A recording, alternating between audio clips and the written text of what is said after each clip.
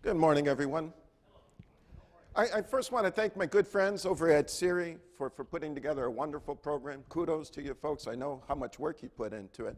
And just take a look around the room. This is a wonderful testament to the program that you've put on. These people have hung out there to the bitter end, right? Also want to thank you for your wisdom in selecting me as a speaker. And I do want to thank the audience for hanging in there. This has been a really exciting and interesting program. We've really stirred a lot of controversy, a lot of good, hearty discussion. And Steve, I think this is the first time that my introduction is actually longer than my presentation, because as last speaker, I promised to be delightfully brief and hopefully with a dab of brilliance in there. Green disinfectants, an oxymoron, not so much anymore. What we're seeing, and I want to stress here at the beginning that this, what I'm about to speak about, is really a dramatic departure from a well-entrenched regulatory policy that historically had prohibited, precluded any claims related to environmental preferability, safety, et cetera, of pesticide products. And as you learned yesterday, of course, disinfectants, sanitizers are regulated as pesticides. Before we do get into the heart of the program, well, Steve, I think, already covered it. We're a nonprofit trade association, and the big thing I want to say about ISSA is that we are an industry-wide association. We represent every major segment in the industry, and so it's from that perspective that I speak with you today on the subject of green disinfectants. Anybody wants to be my email buddy or have questions after the conference, please feel free to contact me at the email address up there. Okay, on with our program. To appreciate where we're going in terms of green disinfectants, in terms of public policy, we need to appreciate first where we started. And so with that in mind, well, let me just give you a brief overview first. I want to provide you with the background on the Federal Insecticide, Fungicide, Rodenticide Act so that you can appreciate the constraints it currently places or the prohibitions it places on green claims. And then we'll talk about the pilots, and that's EPA's attempt to carve a path going forward that will allow claims, green claims, claims of environmental preferability. And then I'll then update you and provide you with the status of the pilots, because there are actually 2 pilot programs, and I'll get into the details of that in a second. All right. Historically, FIFRA, the Federal Insecticide, Fungicide, Rodenticide Act, prohibit claims that are considered false or misleading. And as we learned yesterday, the agencies, EPA, create regulations that implement that provision. Broad language, FIFRA prohibits false and misleading claims. EPA, in implementing that broad language, has historically prohibited claims of safety. And when you think about it, it makes sense, right? Because what are these products designed to do? Pesticides generally, including disinfectants and sanitizers, are intended to kill. So if we call that product safe, it can be considered misleading. And that was the premise that EPA had worked on for many years. And as we moved into an era where environmental preferability began taking front and center from a marketing perspective, EPA extended that prohibition to claims of environmental preferability. Now, as we learned, disinfectants and sanitizers are treated as pesticides, so that prohibition regarding claims of safety, that prohibition regarding green claims or claims of environmental preferability also applies to disinfectants and sanitizers. And let me be a little bit more specific. The historic policy of EPA's has been such that you could not make any claims of environmental preferability as it relates to individual attributes. So, for example, you couldn't declare that your product, your disinfectant or sanitizer, was biodegradable, was bio-based, was non-toxic. Those are not allowed. In addition to that, EPA also prohibits any third party from recognizing these products as green. So you will not, or you should not, see a green seal disinfectant out there in the market. You should not see an eco-logo disinfectant product here in the United States. But EPA realized that the world has changed dramatically. As you all know, environmental preferability has now been ingrained into the business strategy of just about everybody in this industry and many, many other industries. Manufacturers approached EPA and nudged them, encouraged them, urged them to change their policy. Why? Because they're capable of making wonderful, innovative products, but they, the manufacturers of these products, under EPA's historic policy, have no incentive to improve the environmental profile of their product. Why? Because they can't talk about it. If they can't talk about it, they can't be recognized or can't be rewarded in the marketplace. There's no financial incentive for them. And as you all probably realize, it's very costly to make innovations and changes in formulations of disinfectants and sanitizers.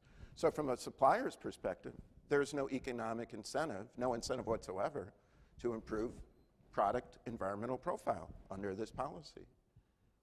From the user's perspective, there was confusion in the marketplace because virtually every other cleaning product was making bold claims of environmental preferability. Yet there was this black hole or dearth or lack of environmental claims as it relates to disinfectants and sanitizers.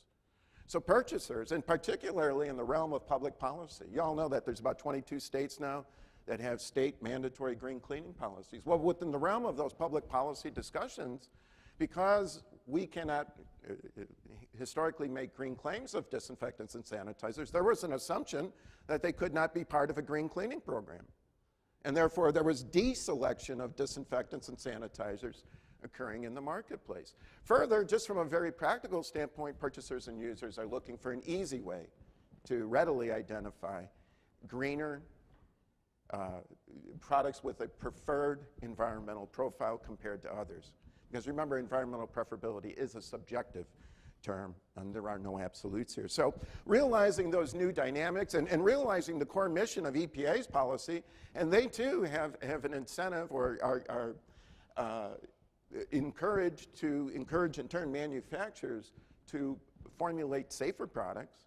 So they too realized that they needed to change their policies in order to create an environment, no pun intended, that was conducive to promoting the development and sale and use of more environmentally benign disinfectants and sanitizers.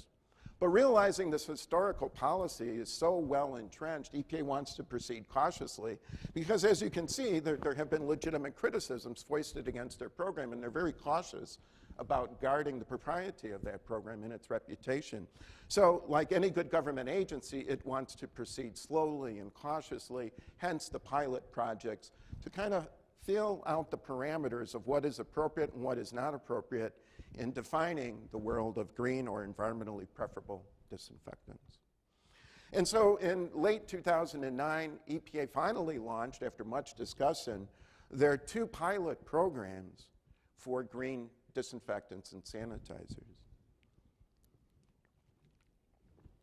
The first aspect that I'll address is the recognition provided by US EPA's sister office, Designed for the Environment, DfE for short. And as you all are probably well aware, the DfE Safer Products Program is one of the 3 premier, if you would, eco-labels out in our industry that address chemical products. Secondly, the second aspect of the pilot looks to allowing suppliers in the industry to make certain limited, certain well-defined claims of environmental attributes, specific attributes. So let's take a look first at the DfE Recognition Pilot. Now, in order to gain recognition as a green or environment or under the DfE program, the disinfectant or sanitizer product needs to go through 2 levels of review. The first, and actually they don't need to go in any particular order. You can start with either or office first. But I'll go with DfE's first. DfE reviews the product. It puts the product through certain environmental screens that I'll get into in just a little bit. Earth-shattering news, I know. The second level of review is through the Office of Pesticide Programs, and specifically their antimicrobial division that traditionally and typically reviews these products prior to their release going out into the market. And by the way, you know, I'm sure you've all gathered from yesterday's discussion, disinfectants and sanitizers are the most highly regulated product category within our industry, to the point where the label that goes out on that product is pre-reviewed and approved ultimately by EPA, and that's the only label you can use. So it's a very, very stringent set of regulations. In any event, both offices of EPA review these products, OPP and DfE, and they each have 120 days to review it. There is a fee attached to it because the agencies, do have to review data, formulation information. And as I mentioned earlier, EPA opened up its doors for business, so to speak, to accept applications for DfE recognition in December of 2009, OPP a few months later. I'm just going to talk briefly. I'm not a technical person, not a scientist, not a microbiologist, but I do just want to give you a sense of the nature of the stringent review that EPA, in the sense of this pilot program, is putting these green disinfectants and sanitizers through. First up on the screen is the level of review provided by the design for the environment. Now, the entire product, they evaluate that entire product based on their standard for safer cleaning products, and you can go to their website, epa.gov/DfE, and you'll find that information available. But they also evaluate each ingredient in the formulation. A DfE program is rather stringent and kind of unique in that way. But for inert ingredients, it had a test methodology, a screen that was pretty much designed for those type of ingredients. And that is the one that it is applying to inert ingredients. Now, for the active ingredient in the product, that has proven to be somewhat problematic within the scheme of this pilot program. And I say that because it's the active ingredient, that's the term used for the ingredient in the product that does what? That kills the bad microorganisms. So it's got some level of toxicity. Well, the problem here, and it'll become apparent in just a few more slides, the problem here is that they've taken an off-the-shelf environmental screen. It used to be called their general screen. It's now called their master criteria for safer ingredients. And what it is, it's their default environmental screen when they don't have a screen that is developed specifically for an ingredient. And I'll come back to that. That has proved somewhat problematic within the scope of this pilot program. So in any event, that's the DfE review. They've got 120 days to screen the product using the typical tools that they do now to screen and evaluate general cleaning products. The Office of Pesticide Program also gets an opportunity to review the products to make sure that it meets the criteria that you see here displayed on the screen. The product should fall within what they refer to as toxicity category 3 or 4. You would recognize those products by the simple fact that the signal word caution for toxicity category 3 or no caution word indicates a category 4. That's the safer end of the spectrum for EPA review products. Stated differently, products with toxicity rated as tox category 1 or 2 are not eligible for the program. And you would recognize those products by the words danger or warning as the signal word. The products can't contain any carcinogens, mutagens, neurotoxins. It must be of such a nature that the regulations, EPA regulations, do not require personal protective equipment, and so on. Now, if the product passes DfE review, which is the more stringent of the two, if it passes OPP review, it goes to go, and it will be approved to use a somewhat modified DfE logo. Those of you who are familiar with the DfE program, if memory serves me correct, in the body of their logo, they have something that says a safer product. EPA's Office of Pesticide Program still does not like that word safer, so they've essentially removed it from the DfE logo. I believe that is the only substantial difference. So the product will be, if the product passes both reviews, it's allowed, or the supplier is allowed to use the DfE symbol in promoting that product. It can go on the label, on the back of the label, right? That's kind of like gambling. Gambling's good in the water, you know, terrible, evil on land. Well, that's EPA's way of kind of mitigating a little bit of risk. They want the label on the back of the panel, but you can use it in your collateral literature in promoting that program to your prospective customers. And it's also listed, or will be listed, on OPP's website as such. Now, remember, this program started, what, December of 2009? And my gosh, it's almost 2 years, right? So you're probably wondering how many dozens, no, how many hundreds of products have passed these reviews? Answer. 2.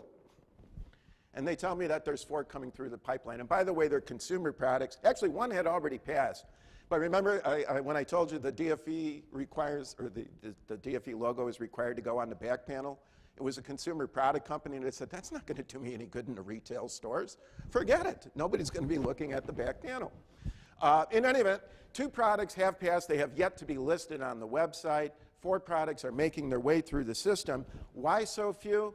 I hark back to the DfE screen that they're using for active ingredients. They're applying an off-the-shelf environmental screen that was not designed to take into account the functionality of active ingredients, which is to kill. And so that screen has been so stringent. The only products that are capable of passing that screen at the moment are disinfectants or sanitizers that are based either on hydrogen peroxide, lactic acid, or citric acid. And the problem there is that those active ingredients have a very limited scope of activity. So in any event, the pilot, while it is a very positive step for EPA to even begin thinking about moving in this direction, it has resulted in some disappointing results. And at a recent meeting with EPA and a work group that ISSA is part of, amongst many others within the industry and environmental community, we spoke to this very point. And remember, it's a pilot. And so realizing that this screen that they're applying to actives is way too limiting, both EPA's Office of Pesticide Programs and Design for the Environment realize that the screen that they're currently applying to active ingredients needs to be revised to better balance the functionality of that active ingredient's intended use, again, to kill harmful microorganisms, and balance that with an acceptable level of performance. Now, I suspect that will take DfE some time because now they are following more of a consensus process, which tends to slow down things, but it does come with some advantages. In any event, that's where we are at with the DfE recognition portion of the pilot program. But there is another aspect. Remember, there's actually 2 pilots that are occurring simultaneously. And the second pilot relates to claims of environmental preferability, claims related to specific attributes like biodegradability and so on. Now, when they first announced the program back in December of 2009, EPA said, we're only going to allow 3, hence the name, limited claims. We're only going to allow 3 claims of environmental attributes. We'll let you brag about the recycled content of the packaging. Well, I got to tell you, they didn't give us anything because we were allowed to do that for at least 10 years by some old regulation, but they were kind enough to remind us. They did, though, strike out some bold new territory. You can now put a corporate commitment statement, or actually a link to a corporate commitment statement on your label. So your label can say things like, for information on XYZ companies' environmental sustainability initiatives, go to xyz.com. And there, lies the corporate statement and all the wonderful things they're doing to reduce their environmental footprint. They do allow that. And by the way, there's only 4 products out there in the marketplace that have taken advantage of it, so it's not a great ripping success either. The last item is dye-free, fragrance-free statements. The agency allows those. Just recently, though, just a month ago, in October, EPA extended the range of claims that it will now accept, and it is now prepared to accept, or to allow, I should say, claims of biodegradability, provided they're true, related to both disinfectants and sanitizers. And they broke those types of claims, or that type of claim, into 2 camps. One relates to if you're making that claim of biodegradability as it relates to each and every ingredient in that formulation. And that's the slide that I have displayed right here. And if you wish to make that type of claim, 100% of the ingredients in my XYZ disinfectant are biodegradable, you must meet each and every one of those criteria. So briefly what they are, you need to meet the DfE screen for surfactants, which addresses biodegradability very aggressively. All other ingredients need to meet the OECD test. No carcinogens, mutagens, or reproductive toxins. We only want products that are classified as 3 or 4s, toxicity categories 3 or 4. Again, that's the least toxic within the EPA spectrum. But we will allow toxicity category 2 products that are concentrated to make these claims off the label. Like I said earlier, I used the analogy, gambling, how it kind of got entrenched here in the U.S. Member states, gambling is only okay if it's on the water. It's the same type of concept here. They're concerned here that in consumer testing that the term biodegradability has been interpreted by consumers as meeting overall general environmental preferability. So they're trying to mitigate that general consumer reaction to that claim. So as of now, those are the criteria to make an all-ingredient biodegradability claim. For claims of biodegradable surfactants, very similar criteria. For the surfactant, use the DfE criteria, no carcinogens, mutagens, reproductive toxins, and then the same toxicity categories that we spoke of. And then lastly, EPA has promised to continue to look at additional potential claims of environmental preferability. And what was laid on the table at the last meeting were claims of no animal testing, and secondly, bio-based content, and that latter part was driven largely by the USDA's bio-based program that has a heavy impact within the cleaning industry. So that, in summation, is the story of the EPA's green disinfectants program. The pilot has a 3-year lifetime, so it will go on to 2012. Well, actually, it'll go on until May of 2013. At that time, EPA will reconvene the working group and make a decision. And really, its decision is going to be one of 3 things. It's going to be, this program's a failure. Let's pull the plug on it, get rid of it. Secondly, let's continue on with the program as is. Or third, which is where I put my money on, the program will continue, but it'll be modified accordingly along the lines that I've suggested. So anyway, I promised to be brief. I'll stop there, and I believe we're going to be taking questions up here on the dais. Okay, thank you very much.